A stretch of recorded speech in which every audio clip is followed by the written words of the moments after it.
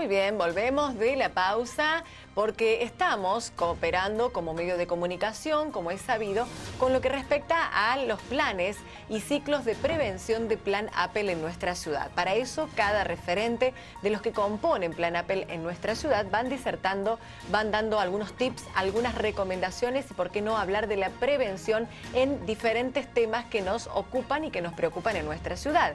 Hoy hablamos de la prevención de afecciones respiratorias. Por eso estamos con un médico. Él es el director del Hospital Provincial de nuestra ciudad, el doctor Gustavo Meirovich. ¿Cómo le va, Gustavo? Hola, ¿qué tal? Bienvenido. Muchísimas gracias, contento de estar acá con ustedes y como vos lo decís, tratando de transmitir y refrescar sobre todo las pautas que todos los médicos le dan a su gente y que venimos haciendo hincapié, sobre todo en esta época, cada invierno o de otoño, en donde empiezan a aparecer las infecciones respiratorias. Afecciones respiratorias o infecciones, o como se las conozca, que debe tener como un abanico amplio de acción, de prevención y también la diferencia que radica entre los adultos y los más pequeños, digamos.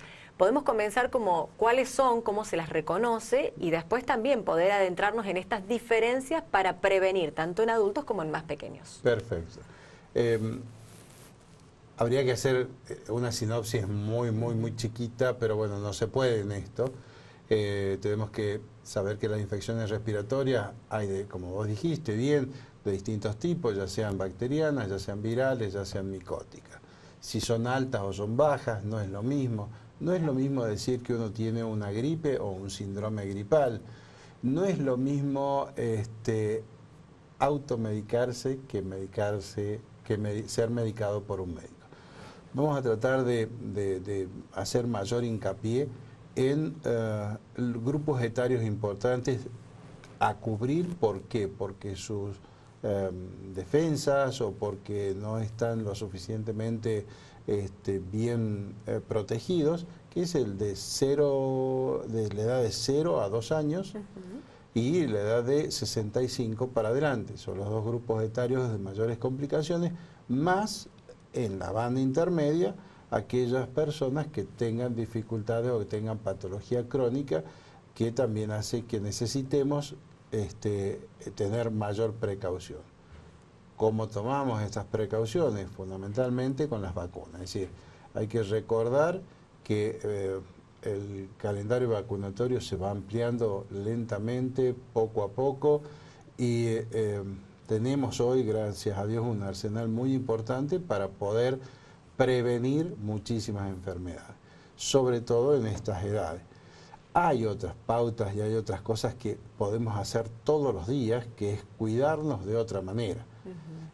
O cómo cuidar al lactante, o al adulto mayor que no tiene posibilidad de movilización y todo eso. Entonces, el lactante, fundamental, no acercarse resfriado a un niño menor de edad. Muchas veces las mamás dicen, ¿y cómo hago yo que estoy resfriada? Y está tosiendo y está estornudando, ¿cómo hago para no contagiar a mi hijo? Más que no contagiarlo, es no continuarle una patología, porque por ahí el niño está apenas con una rinorrea y esto aumenta sus posibilidades de hacer un cuadro más importante. Usar barbijo es fundamental. Cosas que podemos hacer más fáciles todavía. Tratar de evitar de estornudarle a alguien cerca. Y hace muchos años uno se tapaba la nariz para estornudar o buscaba un pañuelo o algo. Hoy hemos logrado y estamos tratando de siempre hacer hincapié en ello, es usar el pliegue del codo, entonces estornudar sobre uno mismo y no desperdigar estos virus en general, que son los que justamente por la vía aérea el mayor contagio posible hay. Doctor, ¿cómo reconocer y cuándo tomar recaudos y cómo avanzar también, cómo detectar y darnos cuenta que algo pasa de un cuadro gripal común, de estar durante muchos días resfriados de esta manera y cuando ya se agrava el cuadro y hay que tomar medidas ya médicas de consulta, y en el sentido de la prevención con respecto a la cantidad de niños que asisten a las salas maternales, está resfriadito, dice la mamá, anda con moco, es común, pero en realidad está resultando un foco infeccioso y contagioso. Entonces, cuando la mamá dice, bueno, esto ya no es una gripecita común. El punto sobre el cual los pediatras hacen hincapié es la temperatura, ¿sí? La temperatura y el moco.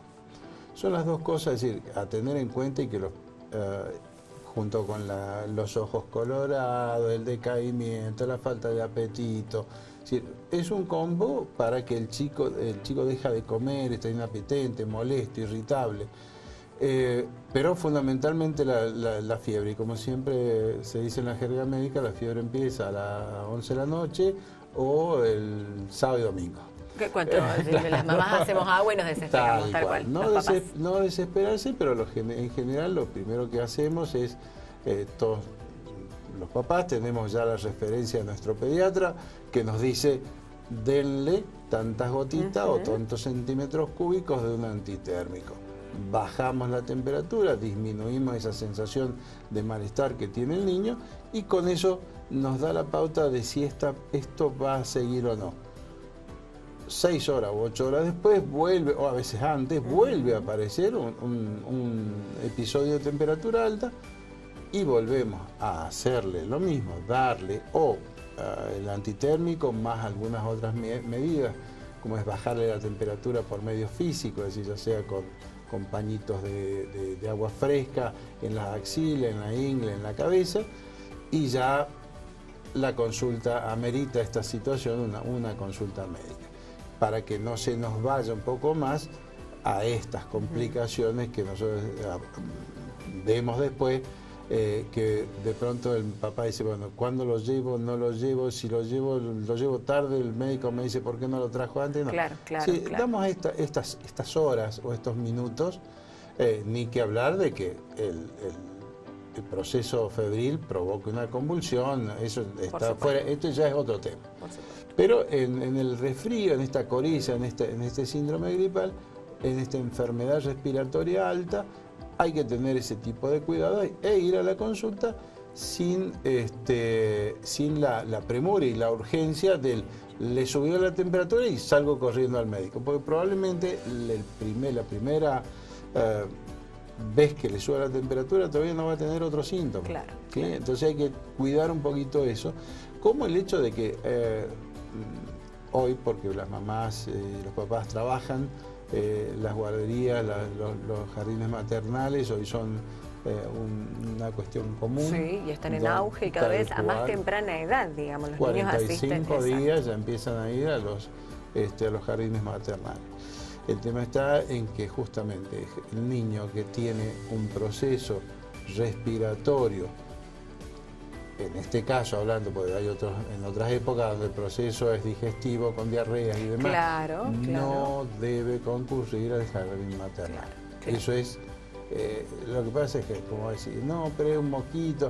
No, el moquito es contagio para todos. Y comienza. Y hay que evitarlo, es decir, hay que evitar, justamente yo te decía, no poner al chico, desde el adulto al niño, no ponerlo en contacto con gente que está padeciendo una enfermedad respiratoria. Menos tampoco entre pares, es decir, dos chicos de 2 años, uno con moco, el otro sin moco, aparece 2 días después, el que estaba sanito aparece con moco. Eso es una regla que no es escrita, pero que se cumple sine qua non. Casi obvia. Doctor, nosotros en la ciudad de Río Tercero, una ciudad comercial, fuertemente industrial, con polos fabriles, también nos da las claras pautas de que la prevención quizás tenga que agudizarse en el sentido de la prevención. Contamos con un ambiente con más polución que otras localidades u otras ciudades. Esto es inevitable, esto es una realidad que nosotras la asumimos y la abrazamos. Hay más casos. ¿Qué se puede decir de la realidad de Río Tercero? Tenemos esta fama, este estigma social de, bueno, sos de Río Tercero, deberías estar predestinado a ciertas afecciones respiratorias. ¿Esto es un mito, es una verdad? ¿Cómo ponemos luz sobre esta situación? Bien, todas las ciudades que tienen polos químicos cercanos o que tienen complejos fabriles cercanos, su polución es mayor, ¿sí?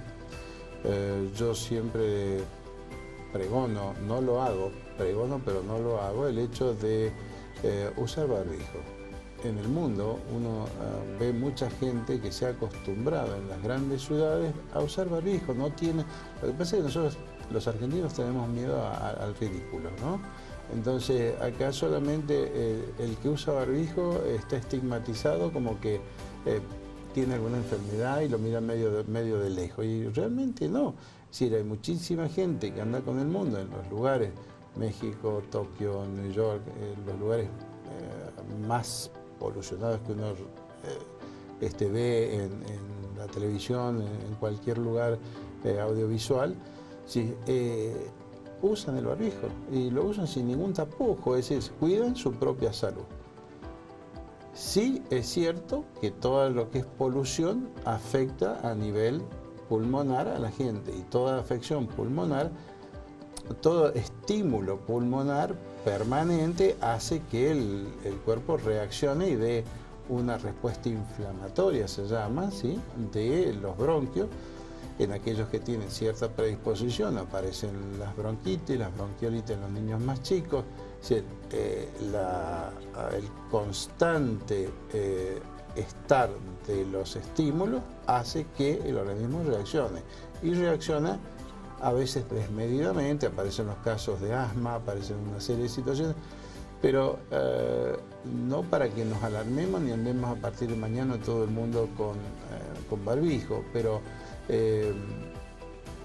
por ejemplo en Santiago de Chile o en México hay un índice que se da todos los días por los medios de comunicación, que es el grado de polución que ese día va a haber, porque está calculado, se va viendo, y cuando existe mayor, se avisa a la población, y aquellos que quieren o no salen a la calle o usan barbijos de buena calidad que hacen que esas micropartículas queden en el barbijo y no incidan sobre el aparato respiratorio.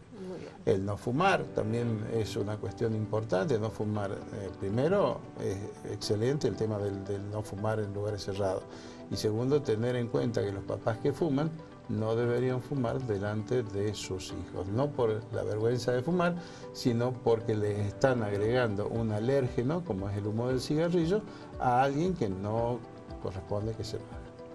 Con el doctor Gustavo Meirovich, director del Hospital Provincial de la ciudad de Río Tercero, hablando de prevención como primera medida, los planes vacunatorios. En este sentido nosotros podemos hacer hincapié.